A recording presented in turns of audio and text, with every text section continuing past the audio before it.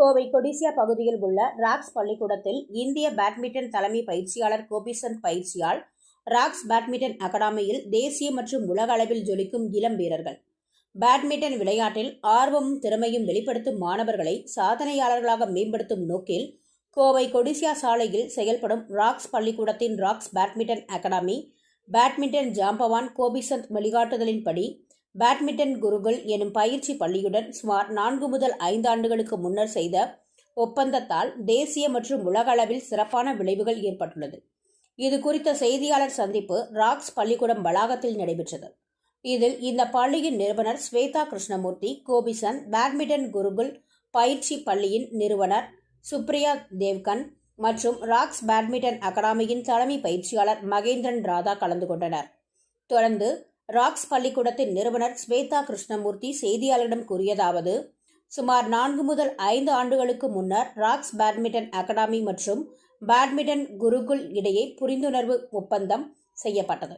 இதனால் தற்போது வரை 40 மாணவர்கள் விளையாட்டு வீரருக்கான பயிற்சியையும் 100 மாணவர்கள் துவக்க நிலை முதல் இடைநிலை அளவில் பயிற்சியையும் பெற்று வருகின்றனர் என தெரிவித்தார். பேட்மிண்டன் குருகுல் கல்வியுடன் ஒப்பந்தம் செய்து கொண்ட பின்னர் 7 முதல் 8 மாணவர்கள் தங்களது அகாடமியில் இருந்து ஜூனியர் மற்றும் சீனியர் நிலை போட்டிகளில் இந்தியாவை பிரதிநிதித்துவம் செய்துள்ளனர். 8 முதல் 9 வீரர்கள் தேசிய மற்றும் ஆசிய அளவிலான 17 மற்றும் 19 வயதுக்கு கீழானவர்களுக்கான போட்டிகளில் முக்கிய இடங்களை பெற்றுள்ளனர் என தெரிவித்தார்.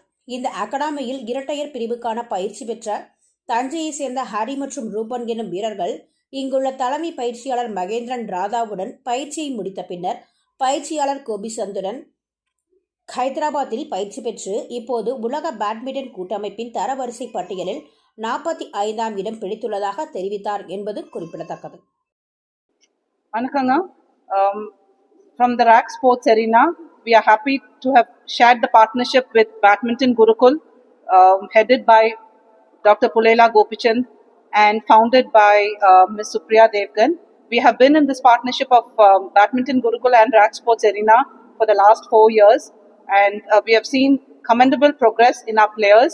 We have had our very own Hariharan and Ruben, who have been Mr. Mahendran's students and who have transited with the support of Gopi sir's sessions with them, and they are right now in Gopichand Academy, Hyderabad, and they are holding a world number ranking of 45 in men's doubles. So அவங்க வந்து எங்க கூட ஒரு 5-6 years train பண்ணாங்க, and they were much earlier, they were Mahendran students as well. அதுக்கப்புறம் அவங்களுக்கு ஒரு opportunity கிடைச்சி ஒரு நேஷனல் ரேங்கிங் ஜெயிச்சதுக்கப்புறம் what future holds for them and பார்த்ததுக்கப்புறம் we sent them to Gopi sir's academy, and from there the growth, the journey has been commendable, and they are ranked 45 right now.